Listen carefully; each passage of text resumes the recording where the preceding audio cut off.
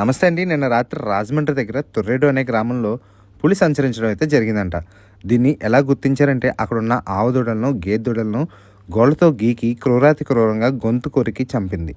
మరి అలాగే ఆ పక్క నుంచి కూడా పులి అడుగుజాడలను అయితే గుర్తించడం జరిగింది.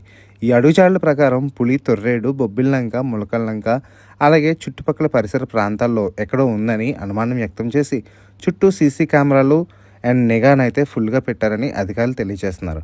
సో ఈ ప్రాంత ప్రజలు సాయంత్రం చీకటి పడిన తర్వాత బయటికి రాకుండా ఉండమని కూడా సూచించారు. సో ఈ చుట్టుపక్కల ప్రాంతాల వాళ్ళు కొంచెం జాగ్రత్తగా ఉండి రాత్రి వేళల్లో బయటికి రావడం తగ్గించుకొని అప్రమత్తంగా ఉండాలని అధికారులు తెలియజేస్తున్నారు. అలాగే మా ఛానల్ని ఫాలో చేయండి, సబ్స్క్రైబ్ చేయండి.